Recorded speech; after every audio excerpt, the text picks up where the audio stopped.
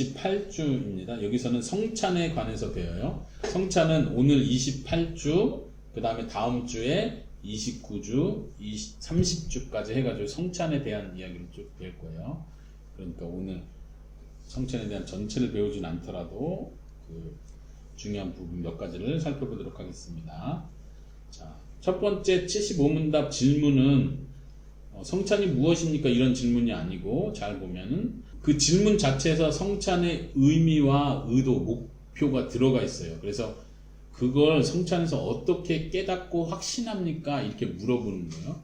그 질문을 잘 보세요. 그리스도께서 십자가 위에서 단번에 이루신 제사와 그의 모든 공효의 은사, 그의 모든 은사에 당신이 참여함을 성찬에서 어떻게 깨닫고 확신합니까? 다시 여기서 보면 질문 자체에서 중요한 핵심이 있어요. 뭐냐면 성찬이라는 건 무엇이냐면 그리스도께서 십자가 위에서 이루신 단번의 제사와 그의 모든 은사, 공효에 당신이 참여하는 것입니다. 이것이 성찬입니다. 이렇게 지금 개념을 설명해 주고 있는 거예요. 그러면 그 성찬에서 그걸 어떻게 깨닫습니까? 이렇게 물어보는 거죠. 한번 답 읽어주세요. 그리스도께서는 나와 모든 성도에게 그를 기념하여 이때 떡을 먹고 이 잔을 마시라고 명령하시고 또한 이렇게 약속하셨습니다. 첫째, 주님의 떡이 나를 위해 떼어지고 잔이 나에게 분비되는 것을 내 눈으로 보는 것처럼 확실히 그의 몸은 나를 위해 십자가에서 드려지고 찢기셨으며 그의 피도 나를 위해 쏟으셨습니다. 네, 먼저 첫 번째 부분만 먼저 살펴보고 그 다음에 두 번째 읽을게요. 첫째 보니까 주님의 떡이 나를 위해 떼어졌습니다. 이 떡은 뭘 의미한다고 했어요? 예수님의 몸, 살을 의미한다고 했어요. 예수님이 나를 위해서 몸이 찢기시면서 십자가의 형벌을 받으셨습니다. 이거를 확실히 아는 거죠. 그리고 잔은, 마시는 포도주 잔 할 때 포도주라고 표현하지 않고 포도잔이라고 표현하는 거예요. 이 잔에다 의미를 부여하는 거예요. 잔이 나에게 나눠진 것, 분배되는 것은 내 눈으로 보는 것처럼 확실하게 예수님의 몸이 나를 위해 십자가에 드려지고 찢기셨으며 예수님의 피도 나를 위해 쏟아졌다는 것을 내가 확실히 깨닫게 된다. 이 성찬식을 통해서. 오케이? 네. 자, 두 번째 그대로 읽어주세요. 시작. 그리스도의 살과 피의 확실한 표로서 주님의 떡과 잔을 내가 목사의 손에서 받아 입으로 맛보는 것처럼 확실히 주님께서는 십자가에 달리신 그의 몸과 흘리신 피로서 나의 영혼을 친히 영생에 이르도록 먹이시고 마실 것입니다. 네. 첫 번째에서는 예수님의 살과 피를 생각나게 하는 거라면 두 번째에서는 그거를 내가 먹고 마시는 걸 통해서 예수님께서 나의 영혼을 먹이고 살찌우신다. 양육하시고 보호하신다는 의미를 깨닫는다는 거예요. 이 성찬식을 통해서. 네, 이 첫 번째, 두 번째 이해되겠죠? 자, 그 다음에 넘어가 볼까요? 76문답. 자, 76문답 보겠습니다. 십자가에 달리신 그리스도의 몸을 먹고 그의 흘리신 피를 마신다는 것은 무슨 뜻입니까?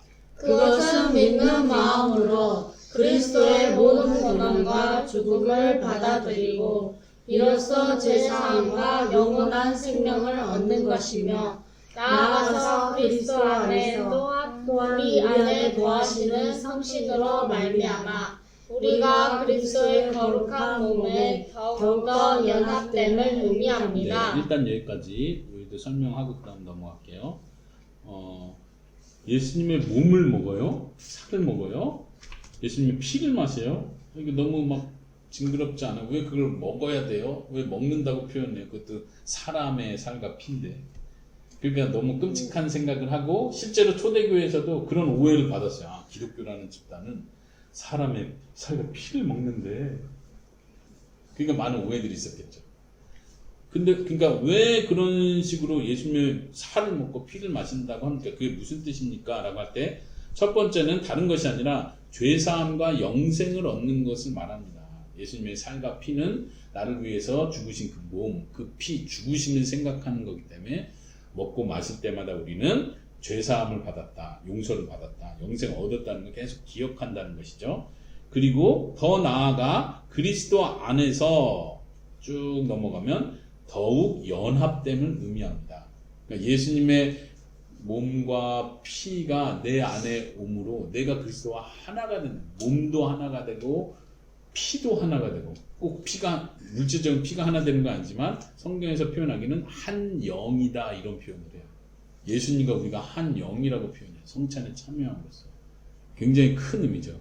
그런 의미에서 예수님의 살과 피가 나에게 왔다 이런 의미를 갖는 거예요. 연합, 그리스도와 연합되는 걸 강조한다는 거죠. 자, 그 다음 그 뒷부분 한번 읽어주세요. 비록, 시작.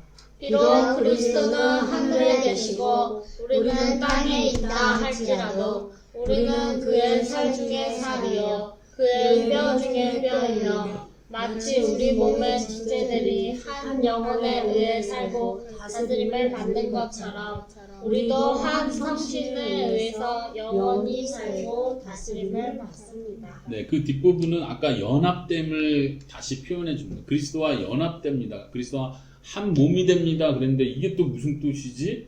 한 몸이 된다는 게 무슨 뜻이지? 사람으로 얘기할 때 뭐 부부가 한 몸이다 할 때는 친밀한 관계, 아주 누구와 가질 수 없는 어떤 성적인 것까지 포함해서 아주 친밀한 관계를 표현할 때 부부가 한 몸이다 이렇게 표현하는데, 예수님과 한 몸이다 할 때는 우리가 물질적이고 육체적인 연합을 얘기하는 게 아니에요. 그런 의미에서 더 설명을 하는 거예요. 예수님은 하늘에 계시고 우리는 분명히 땅에 있습니다. 그럼에도 불구하고 거의 성경의 표현, 아담이 하와를 보면서 표현했던 것처럼 우리는 예수님의 살 중에 살이고 뼈 중에 뼈입니다. 정말 하나 되었다는 걸 표현하는 거고, 또 하나 중요한 표현은 우리의 몸이 우리의 영혼에 의해서 지배를 받고 다스림을 받는 것처럼 우리의 머리가 되신 예수님에 의해서 우리가 영원히 살 뿐만 아니라 다스림을 받는다, 한 몸이 되었다는 게 그런 의미라는 거예요. 그래서 특별히 성경에서는 예수님 머리시고 우리는 그의 몸, 지체다 이렇게 표현하는 거죠. 몸의 각 부분이다 이렇게 표현하는 거죠. 그런 의미에서는 연합됐다는 것이고 예수님의 다스림을 받는다는 것까지 포함한다는 거죠. 오케이. 마지막 질문으로 넘어가겠습니다. 77입니다. 믿는 자들이 이 뗀 떡을 먹고 이 잔을 마시는 것처럼 확실히 그리스도께서 그들을 그의 몸과 피로 먹이시고 마시우겠다는 약속을 어디에서 하셨습니까?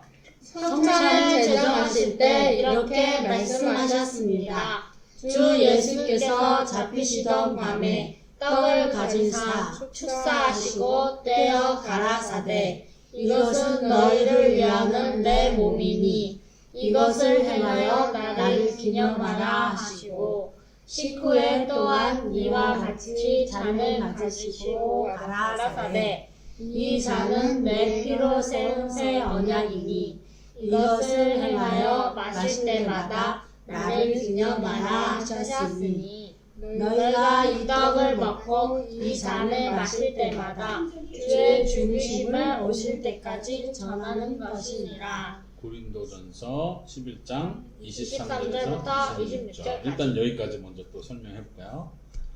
지금 질문 자체는 앞에서 성찬의 의미를 다시 얘기해요. 믿는 자들이 뗀 떡을 먹고 잔을 마시는 것은 그리스도께서 그 성도들에게 그리스도의 몸과 피로 먹고 마시우겠다는 것입니다. 이렇게 배웠는데 그 약속이 성경 어디에 있습니까? 이렇게 물어보는 거예요. 그래서 고린도전서 11장 본문을 그대로 인용을 했습니다. 성찬식을 할 때마다 목사님들이 이거를 이렇게 읽어주죠. 계속 생각할 수 있도록. 거기서 이제 중요한 부분, 이것도 사도 바울이 고린도 교회에 보낸 편지 속에 그대로 한 거예요. 주님께서 그 십자가에 잡히시던 그날 밤에 이러이러한 일을 하셨다. 그러면서 이렇게 예수님이 직접 말씀했다. 이렇게 사도 바울이 설명하는 거 우리가 그대로 가져온 거예요.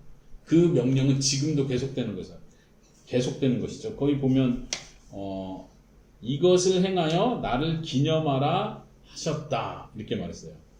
이건 내 몸이다 하고 나눠주셨고 예수님이 직접 나눠주셨어요. 잔을 주실 때도 똑같이 그 아래 보세요. 이 잔을 내 피로 세운 새 언약이다. 그러니까 이 잔은 예수님의 피로 세운 언약을 표현한다는 거예요. 그러니까 이거를 받아서 마시라는 거죠. 이거 예수님이 명령했다는 거예요. 똑같이 여기서도 이것을 행하여 마실 때마다 나를 기념하라 하고 명령하신 거예요. 그러니까 우리가 하는 거예요. 그리고 예수님이 먹이시고 마시우시겠다고 분명히 말씀하셨구나 우리가 알 수 있다는 거죠. 자, 그리고 그 성경 구절의 마지막 부분 보세요. 너희가 이 떡을 먹고 이 잔을 마실 때마다 주의 죽으심을 오실 때까지 전하는 것이다. 우리가 성찬식을 하는 또 하나 중요한 의미는 예수님의 죽으심을 생각할 뿐만 아니라 예수님이 오시는 그때까지 우리가 그분의 죽으심, 그분을 통한 구원을 전하는 자가 되어야 한다. 성찬은 단지 예수님을 생각하고 감동받고 눈물 흘리고 끝나는 시간이 아니라 새로운 각오를 하는 거예요. 내가 예수님 때문에 삽니다. 그리고 내가 이 예수님을 전하는 자로 살겠습니다. 이렇게 고백하는 시간이 되는 거죠. 자, 그 마지막 성경 구절, 인용된 구절 계속해서 이어주세요. 바울 사도는 거듭 이 약속의 말씀을 하였습니다. 우리가 축복하는 바 축복의 잔은 그리스도의 피에 참여함이 아니며 우리가 떼는 떡은 그리스도의 몸에 참여함이 아니냐. 떡이 하나요 많은 우리가 한 몸이니 이는 우리가 다 한 떡에 참여함이라. 네, 우리가 성찬식에서 먹고 마시는 것의 의미를 사도 바울이 아주 분명하게 해주죠. 축복의 잔이고 또 그리스도의 피에 참여하는 것이다. 하나가 된다. 이런 의미를 보여주고 있죠. 그리고 떡에 대해서도 그리스도의 몸이고 그리스도의 몸에 참여하는 것이다. 그래서 개인적으로 한 개개인이 그리스도와 하나 되는 것뿐만 아니라 우리가 서로가 하나 된다. 한 떡에 참여했기 때문에 우리가 서로 하나가 된다. 이런 의미가 있다는 것도 분명히 보여주고 있죠.